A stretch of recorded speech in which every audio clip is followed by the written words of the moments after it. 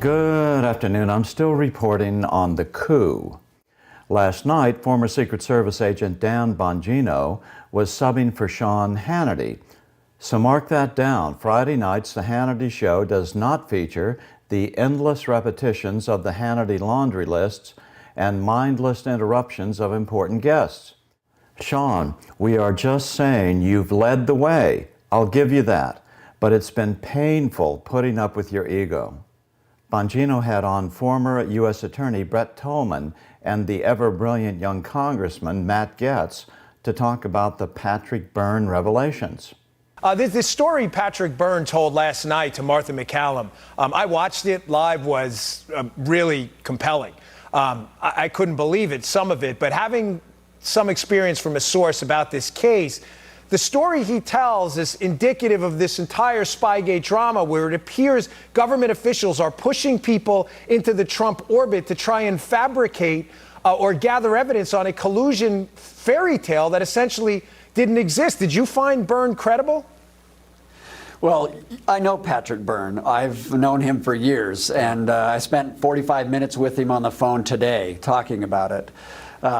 When he indicates that he has previously worked with the FBI and provided information, he's telling the truth. Back in 2005 and 2006, I was chief counsel at the Senate Judiciary Committee, and he brought to us inside information about manipulation that was going on in Wall Street. It turned out that it was accurate and it was investigated, and it became part of a much larger investigation. So my experience with him is very fascinating because while he's eccentric, he's been accurate historically with me and with others. Wow, so Brett Tolman is absolutely unequivocal about this. Patrick Byrne was telling the truth about his connections with the FBI in the past. And let me tell you, Jim Comey doesn't have the moral high ground on credibility right now. Exactly. Congressman Gaetz, this is a quote from Andrew McCabe, Comey's deputy, which I find tragically comical right now. When asked about Patrick Byrne, who levied some serious charges, and I agree with you, by the way, Brett, I found him to be very credible too, and also based on some sourcing I had. McCabe said, McComey, talk about a Freudian slip. McCabe said, that is not simply the sort of thing that the FBI does. Well, let's go down the list of the sort of thing the FBI did under Comey. And again, I'm talking about the management, not the rank and file agents. Comey, they stamped verified on unverified information. They claim they knew about Russian sources when they interviewed Russian sources, from what I'm told from my sources, in January, and found out they were entirely not credible. They were desperate to authenticate this dossier using sources targeting a political campaign. I mean, the things they did were clearly unprecedented, so that's not much of an excuse anymore that they don't operate that way.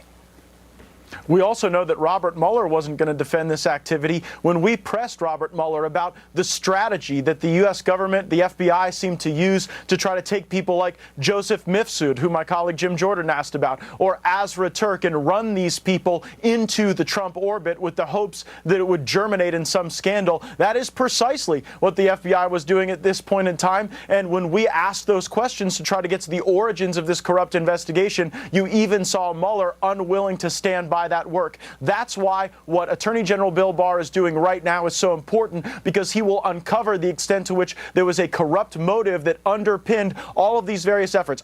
So I guess that we can put Matt down as a Bill Barr supporter.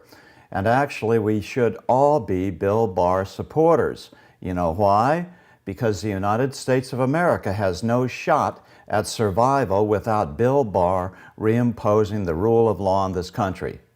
If Maria Butina's lawyers, who is arrested, prosecuted, has been charged, and I believe is serving a prison sentence now, if they had asked for Brady material here, and material if there was a CI, a confidential informant, working against her, in other words, say Patrick Byrne was in fact an informant working for the government, does that material have to be provided to Butina's lawyers? Because there's some indications out there that the government wasn't exactly so forward with Butina's lawyers.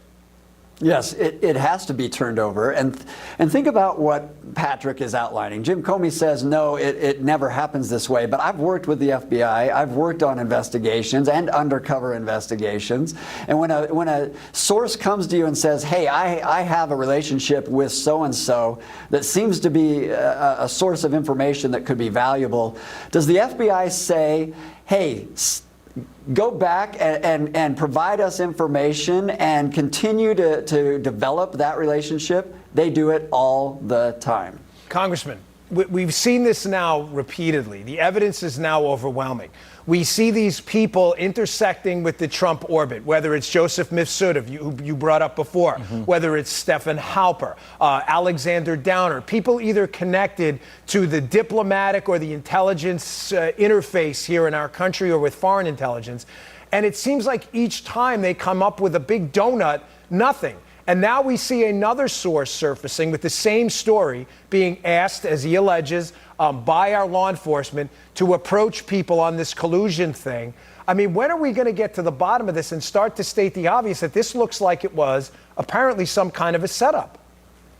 It was clearly a setup, and that's what I think the Downer investigation will prove, and I think it'll result in criminal prosecutions, and I think that Andrew McCabe will be one of the people that ultimately faces charges as a consequence. But you see time and again, you had the folks leading the deep state so unwilling to accept the will of the voters to have Donald Trump be our president that they were out trying to seed scandals. They were out trying to stir up and set up any possible circumstance where they could link someone with the Trump campaign, even tangentially, to something related to Russia. And time and again that failed. Now you see, I think, the American people demanding to know why we ended up in this circumstance in the first place, and that's why we're going to support the Attorney General's good work to put the people who started this corrupt investigation behind bars. You heard it, folks, behind bars. Brett, I get this question a lot from listeners of my show. Do you see any liability for the players involved in this? I call them the three-letter agency people, whether it be at the CIA, at the upper levels, or at the FBI, Comey, McCabe, we had Baker, Strzok. Do you see any legal liability for them? I mean, it's clear there was at this point some malfeasance going on, but there's a difference between bad behavior and illegal behavior.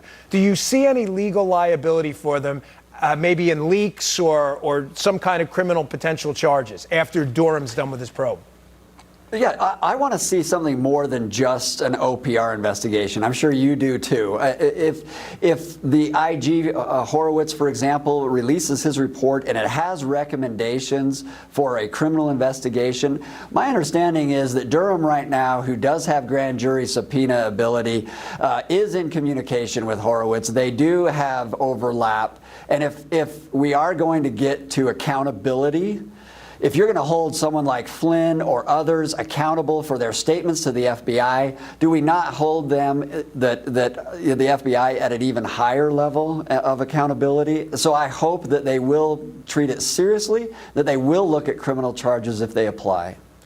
Congressman, there's a lot of frustration out there. You're obviously on the inside up there on the Hill. I know you've been vocal about this. You've been on this network and elsewhere speaking about it.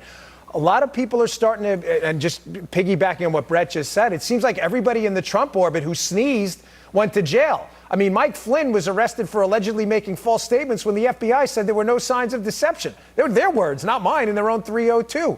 What is going on here? And do you feel that they're really seriously going to get to the bottom of this and hold them to the same standards they held the Trump team to? This is the most frequently asked question among my audience as well. I have high confidence that Attorney General Barr will succeed where Attorney General Jeff Sessions failed. The reason that we have such delayed justice is twofold. One, Jeff Sessions wasn't really in charge of the Justice Department, so you sort of had the inmates running the asylum over there. And then second, Paul Ryan, as Speaker of the House, wouldn't support our efforts when we were in the majority to get subpoenas and force the people like Clapper and Brennan and other folks from the Obama White House to answer tough questions about their involvement in these circumstances. So those forces together have delayed justice, but I think now we will get the justice we need because we have a serious Attorney General. And look, I mean, only one of two things is possible. Either Patrick Byrne is telling the truth or he's lying. If he's telling the truth, it's more evidence of criminal scandal. And if he's lying, maybe he's got a future as a CNN contributor. I'm still reporting from just outside the one-time free speech capital of the world. Good day. How would you feel if you could lock in a ground floor opportunity in the hottest startups this year that everybody is fighting over? Fortunately, Shark Tank's Robert Herjavec and his team of ultra-successful angel investors are here to help deliver angel deals with life-changing upside delivered to you on a silver platter. Watch the free video at www.getangelrich.com or click the link in the description box below to see how you can participate in these potentially lucrative deals before the mainstream finds out about them.